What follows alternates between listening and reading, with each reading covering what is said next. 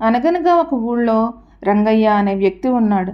రంగయ్యకు పెద్దలు సంపాదించి ఇచ్చిన ఆస్తులు లేకపోయినా ఎంతో కష్టపడి స్వయం కృషి మీద పైకి వచ్చాడు.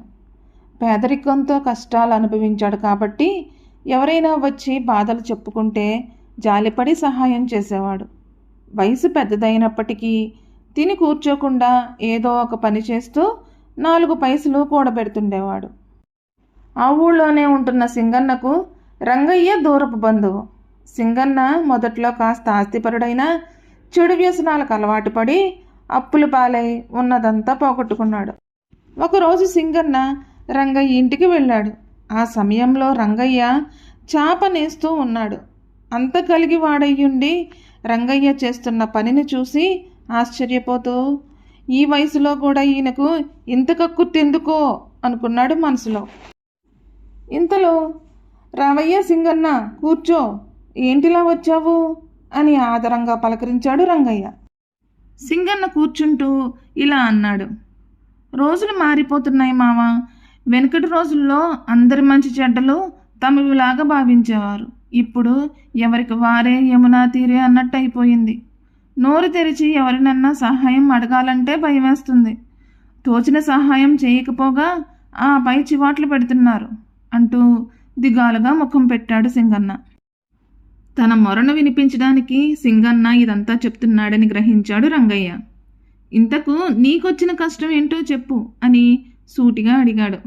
సింగన్నకు ఆనందం కలిగింది. చెప్పుకోవడానికి సిగ్గుగా ఉంది మామ. ఇంట్లో పిల్లలు సరిగ్గా అన్నం తిని 2 రోజులయ్యింది. ఈ బాధలన్నీ చూసే కన్నా ఏ సన్యాసమో పుచ్చుకుంటే ప్రాణం హాయిగా ఉంటుంది అంటూ కన్నీరు పెట్టుకున్నాడు. సింగన్న వెనుక రోజుల్లో ఎలాంటి వాడో తెలిసిన వాడవడం వలన రంగయ్యకు జాలేసింది. తను కాస్త సహాయం చేస్తే బాగుపడతాడనిపించి వెంటనే లోపలికెళ్ళి కొంత డబ్బు తీసుకొచ్చాడు. ఆ డబ్బు చూసి ఆశ్చర్యపోయాడు సింగన్న. అంత డబ్బు ఇస్తాడని కలలో కూడా అనుకోలేదు. నువ్వు నిజంగా దేవుడివి. ఈ రోజుల్లో నీలాంటి వాళ్ళు 100కి 1 ఉంటారు అన్నాడు సంతోషంగా. పొగడతలకేం కానీ డబ్బు దొరికింది కదా అని ఇష్టం వచ్చినట్టు ఖర్చు పెట్టుకో. దీపం ఉండగానే ఇల్లు చక్కబెట్టుకోవాలి అని చెప్పాడు రంగయ్య. అంత డబ్బు చూసేసరికి సింగన్నకు రంగయ్య మాటలు అస్సలు తలకెక్కలేదు. అంతలో మాసిన గడ్డంతో చిరిగిన బట్టలతో దీనాతి దీనంగా ఉన్న ఒక వ్యక్తి అక్కడికొచ్చి, అయ్యా, కష్టాల్లో ఉన్నాను, ఏదైనా సహాయం చేసి పుణ్యం కట్టుకోండి అంటూ దీనంగా అడిగాడు. సింగన్న అతన్ని చూసి చిరాకు పడ్డాడు. దుక్కలా ఉండి ముష్టెత్తుకోకపోతే ఏదైనా పని చేసుకోవచ్చు కదా, వెళ్ళు వెళ్ళు అంటూ కసిరాడు. క్షమించండి అయ్యా, కష్టపడాలన్నా ఏదో పని దొరకాలి కదా అనుకుంటూ అక్కడి నుంచి ముందుకు వెళ్తూ ఉన్నాడు. అతని పరిస్థితిని చూసిన రంగయ్యకు జాలేసింది. వెళ్తున్న అతన్ని వెనక్కు పిలిచి వివరాలు అడిగి తెలుసుకున్నాడు. అతను చెప్పిన సమాధానాలు విన్నాక అతనికి సహాయం చేద్దామనిపించి అతనికి కూడా కాస్త డబ్బు సహాయం చేశాడు. రంగయ్య ఆ వ్యక్తికి డబ్బు ఇవ్వడం సింగన్నకు నచ్చలేదు. దాన ధర్మాలకు కాస్త వెనక ముందు ఉండాలి కదా, ఎవరికి పడితే వారికి డబ్బు ఇచ్చేయడమేనా అనుకుంటూ అక్కడ నుండి వెళ్ళిపోయాడు సింగన్న. తర్వాత రంగయ్య ఆ వచ్చిన వ్యక్తితో ఇలా అన్నాడు. చూడు బాబు, తెలివిగా కష్టపడితే 1కి 2 అవుతాయి. ఇచ్చిన డబ్బు సద్వినియోగం చేసుకో అని చెప్పి పంపించేశాడు. కొంతకాలం గడిచింది. సింగన్న రంగయ్య ఇచ్చిన డబ్బంతా చెడు అలవాట్లకే ఖర్చు చేసేశాడు. మళ్ళీ అతని పరిస్థితి మొదటికొచ్చి అప్పు కోసం వెతకసాగాడు. అతని గురించి తెలిసిన వారెవ్వరూ పైసా ఇవ్వడానికి ఒప్పుకోలేదు. చివరకు గత్యంతరం లేక మళ్ళీ రంగయ్య దగ్గరికే వెళ్ళాడు. రంగయ్యతో ఇలా అన్నాడు. మామ, పిల్ల జల్లాతో ఇబ్బందులు పడే కన్నా ఇంత విషం తాగి చావడం మంచిదనిపిస్తుంది అంటూ ఏడుపు ముఖం పెట్టాడు సింగన్న. అదేం, నేను ఇచ్చిన డబ్బంతా అప్పుడే అయిపోయిందా అంటూ ఆశ్చర్యంగా అన్నాడు రంగయ్య.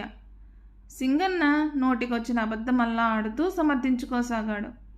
ఇంతలో అక్కడికి ఒక వ్యక్తి వచ్చాడు. రంగయ్యకు అతన్ని ఎప్పుడో చూసినట్లు అనిపించింది. ఆ వచ్చిన వ్యక్తి ఇలా అన్నాడు. అయ్యా, ఆ రోజు నా పరిస్థితికి జాలిపడి మీరిచ్చిన డబ్బును తిరిగి ఇవ్వడానికి వచ్చాను. మీ సహాయానికి మేమంతా మీకు రుణపడి ఉన్నాం అంటూ డబ్బు మూట రంగయ్య ముందుంచి వినయంగా నమస్కరించాడు ఆ వ్యక్తి. రంగయ్యకు ఆ వ్యక్తి ఎవరో గుర్తొచ్చాడు. సింగన్న కూడా గుర్తించాడు. అతన్ని చూసి ఆశ్చర్యపోయాడు సింగన్న. నేను నీకు ఆ డబ్బు అప్పుగా ఇవ్వలేదయ్యా అన్నాడు రంగయ్య. అయ్యా, నేను ఈరోజు నా భార్యాబిడ్డలతో సుఖంగా ఉంటున్నానంటే అదంతా మీ చలవే. ఆ రోజు మీరిచ్చిన డబ్బుతో ఒక బంజరు భూమి సాగు చేసుకుని కూరగాయలు పండించాను. దేవుడి దయ వలన బాగా కలిసొచ్చింది. ఇప్పుడు నా కాళ్ళ మీద నేను నిలబడ్డాను. నా సంతోషం కోసం తిరిగి ఈ డబ్బును తీసుకోండి అంటూ పాదాలకు నమస్కరించి వెళ్ళిపోయాడు. రంగయ్యకు ఎంతో సంతోషం కలిగింది. సింగన్న వైపు చూసి, చూసావా సింగన్న, నీకంటే అతనికిచ్చిన డబ్బు తక్కువే. అయితేనేం నీకిచ్చిందంతా వెనక ముందు చూడకుండా చెడు అలవాట్లతో నాశనం చేసుకున్నావు. నేను చేసిన గోరంత సహాయంతో కొండంత ఎదిగాడు అతను. నువ్వేమో కొండను కరిగించి మొదటికొచ్చావు అన్నాడు రంగయ్య. దాంతో సింగన్నకు తన తప్పు తెలిసొచ్చింది. చిన్న ఆధారంతో అతను కష్టపడి పైకొస్తే నేను సోమరితనంతో ఈ స్థితిలో ఉన్నాను అంటూ అక్కడ నుండి వెళ్ళిపోబోయాడు. రంగయ్య వెంటనే పిలిచి, సింగన్న, ఈ డబ్బు తీసుకెళ్ళి ఇకనైనా స్వశక్తితో బతుకు అన్నాడు. సింగన్న వద్దంటున్నా తన చేతిలో పెట్టాడు రంగయ్య. తర్వాత కొంతకాలానికి సింగన్న రంగయ్య దగ్గరకు వెళ్ళాడు. ఈసారి డబ్బు కోసం కాదు, ఆ రోజు రంగయ్య ఇచ్చిన డబ్బును తిరిగి ఇచ్చేందుకు వెళ్ళాడు. కొంతకాలంలోనే ఇంతకు ముందు ఎంత వైభవంగా బ్రతికేవాడో ఆ విధంగా మారాడు. సింగన్న కూడా రంగయ్యలాగా 10 మందికి సహాయం చేస్తూ ఆనందంగా ఉన్నాడు. ఈ కథ ద్వారా మనం ఏం తెలుసుకున్నాం? కష్టే ఫలి, అలాగే దీపం ఉండగానే ఇల్లు చక్కబెట్టుకోవాలి అనేది అర్థమవుతుంది.